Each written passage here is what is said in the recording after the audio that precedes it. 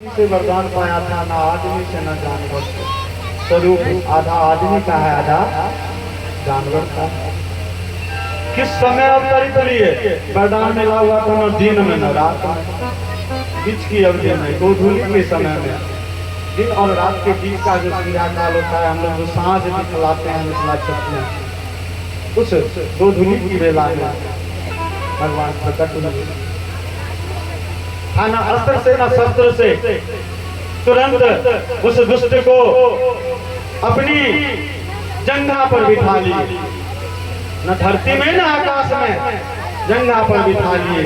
न अस्त्र से न शस्त्र से, कोई अस्त्र शस्त्र हथियार नहीं लिए। सिंह के रूप में थे, सिंह के नाखून होते हैं, दांत होते हैं, अपनी नाखूनों से सीना फाड़ दिया और इस तरह से उस दुष्ट का अंत हुआ। प्रहलाद को अपनी गोद में लेकर के राजा था, सिंहासन पर बैठ गए और प्रहलाद को राजगद्दी सौंप दिए। भगवान नृसिंह रूप में अवतरित होकर के राजा की कुर्सी पर, गद्दी पर बैठे, उसी समय से सिंहासन शब्द का प्रयोग हुआ है। यह जो सिंहासन होता है राजाओं का, प्रथम उस आसन पर बैठने वाले सिंह के रूप में भगवान अवतरित होकर के उस आसन पर बैठे, इसलिए सिंहासन कहा जाता है।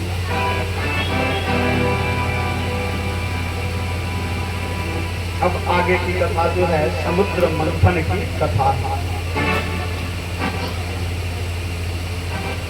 समुद्र मंथन की प्रक्रिया आरंभ होती है। एक कहावत है, प्रथमे ग्रासे मक्षिका, पहला कौर उठाइए या मक्खी नजर आए। देवताओं के द्वारा समुद्र मंथन आरंभ किया गया कि अमृत कलश निकले। मंथन आरंभ किए, सबसे पहले निकल गया विष का घर। अमृत की इच्छा थी और यहाँ पर मृत्यु प्रदान करने वाली वस्तु मिल गई। अब विष मिला, इस विष को ग्रहण कौन करेगा?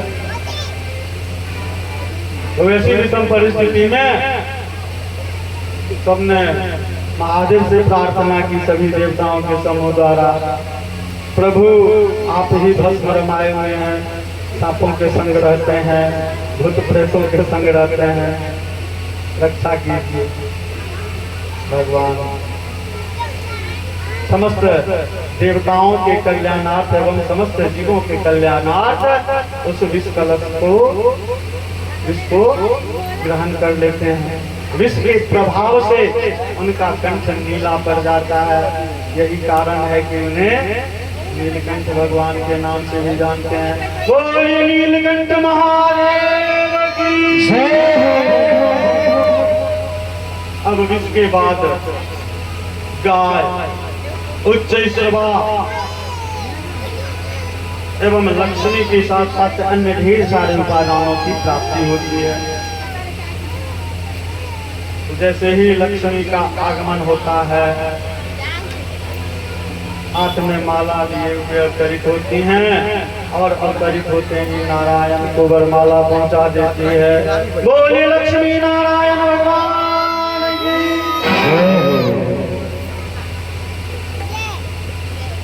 पुनः अब देवताओं की प्रतीक्षा की घड़ी समाप्त हुई और धनवंतरी के द्वारा अमृत कलश लेकर के प्राकट्य हुआ। धनवंतरी अमृत कलश लेकर के आया। अब समुद्र मंथन की प्रक्रिया में केवल देवता ही नहीं है, देवता और दैत्य दोनों हैं। अब जैसे ही अमृत कलश पर नजर पड़ी, आपस में खिंचातानी शुरू हो गई। बातचीत, पहले बाती आरंभ हुआ, हम पिएंगे, इशारा इशारी हुआ, उसके बाद ये भी आरंभ हो गया। तो वैसी स्थिति देखते हुए अब भगवान पुनः एक अवतार में उन्होंने सोचा कि सामान्य अवस्था में इन दैत्यों के साथ मुकाबला करना थोड़ा कष्टकारी हो जाएगा, उसको छल पूर्वक पराजित किया गया। भगवान वहां पर एक अत्यंत चूंकि व्यक्तियों की जो दुराचारी होते हैं उनकी दृष्टि कुदृष्टि होती है, अपने इंद्रियों को अधिक तृप्त करना चाहते हैं दुराचार। तो भगवान ने क्या किया, अत्यधिक रूपवती नारी के रूप में, मन को मोहित करने वाली नारी के रूप में अवतार लिया। मोहिनी रूप में भगवान अवतार लेते हैं और जैसे ही भगवान मोहिनी रूप में अवतरित होते हैं उनकी सुंदरता को देख करके सभी दैत्य अचंभित हो जाते हैं। सबकी दृष्टि वहीं जम गई, एक टक सब उधर देखने लगा। भगवान ने तो इसी उद्देश्य से अपना वह स्वरूप धारण किया था और बहुत ही मधुर वाणी में कहा कि आप लोग क्यों लड़ रहे हैं, क्यों झगड़ रहे हैं। हुआ कि हम लोग इस अमृत कलश को लेकर के विवाद है हम लोगों के बीच। उन्होंने कहा कि आप लोगों के विवाद को मैं शांत कर देती हूँ, इस अमृत कलश को मुझे दीजिए, मैं सबों को प्रदान कर, झगड़ना नहीं। तैयार हो गए, देवता को तो सब कुछ ज्ञात था, भगवान की स्तुति किए थे, दैत्य भी तैयार हो गया। चलो अब भगवान ने उस मोहिनी रूप में क्या किया, देवताओं की तरफ से पिलाना आरंभ किया। सबको मिलेगा, घर वाले को भी मिलेगा, देवताओं को पिलाना आरंभ किया। दैत्यों में भी कुछ जो हैं थोड़ा अपनी बुद्धि का प्रयोग करते हैं। उन्हीं दैत्यों में से एक दैत्य था, उसको शंका हो गया कि हो न हो कहीं यह माया ना। उस दैत्य का नाम था स्वरभानु। तो उस स्वरभानु नामक दैत्य ने क्या किया कि देवताओं के बीच में जाकर के परिस्थिति को देखते हुए मौका निकाल करके थोड़ा छुप करके सूर्य एवं चंद्रमा के बीच में बैठे। स्वरभानु तो देवताओं के समूह में बैठ गया, उसको भी अमृत मिल गया। अमृत मिला, जैसे ही अमृत मिला भगवान ने सुदर्शन चक्र निकाला। सुदर्शन चक्र चलाते हैं तब तक वह अमृत ग्रहण कर लिया। उधर अमृत ग्रहण किया, सुदर्शन चक्र आया, सिर और धड़ अलग हो गया। लेकिन अलग होने के बावजूद भी अमृत का प्रभाव है, अमृत की प्राप्ति हुई। दो भागों में बटा, एक हो गया राहु और एक हो गया केतु।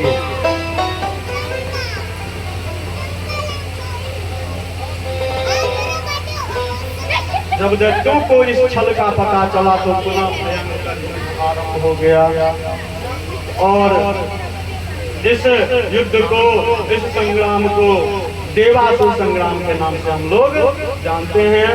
इसमें पुनः शुक्राचार्य ने संजीवनी विद्या प्रदान करके दैत्यों को जीवित किया और देवताओं को बदला लेने के लिए बलि को तत्फल प्रदान किया।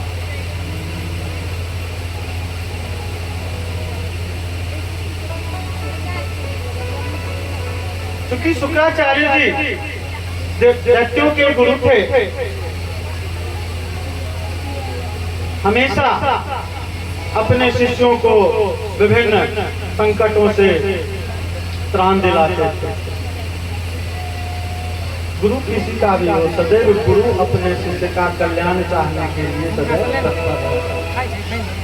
तो शुक्राचार्य जी के द्वारा संजीवनी विद्या के फलस्वरूप उन्हें जीवित किया गया और बलि को तपोबल प्रदान किया।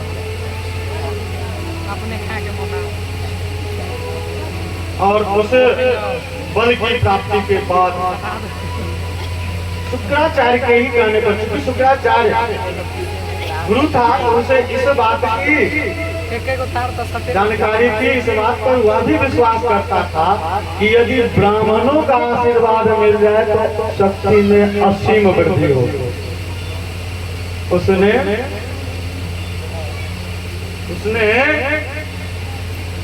कहा कि वत्स, ब्राह्मणों का आशीर्वाद प्राप्त करो। ब्राह्मणों के आशीर्वाद से बलि को विजय की प्राप्ति हुई। कैसे हुई? ब्राह्मणों को उसने प्रसन्न किया। ब्राह्मणों की प्रसन्नता मिष्ठान से होती है। बढ़िया मीठा भोजन करा दीजिए, खीर पूरी खस्ता रसगुल्ला, कल्याण मस्तु, मन प्रसन्न हो गया। तो ब्राह्मणों की प्रसन्नता के फलस्वरूप बलि को जो रथ प्राप्त हुआ उसका नाम था तपोमय रथ, और उस रथ के फलस्वरूप बलि ने इंद्र को पराजित कर दिया, उसे सत्ता की प्राप्ति हुई। अब जैसे ही बलि को सत्ता की प्राप्ति हुई, अदिति काफी चिंतित हो गए। वामन भगवान को तैयार रखिएगा। तो अदिति काफी चिंतित हो गई, भगवान को ध्यान करने लगी। जब भगवान को ध्यान की तो भगवान ने उनसे कहा कि चिंतित मत होइए, बस मैं आपके गर्भ में अब आने वाला हूं और आपके हृदय की जो सबसे बड़ी चिंता है उसे मैं दूर करूंगा। तब जाकर के दीदी को संतोष हुआ। विश्वास तो था ही, क्योंकि कश्यप ने और समय उसने जो कृत्य किया था, उस कृत्य का क्या परिणाम होगा कश्यप ऋषि ने बतला दिया था।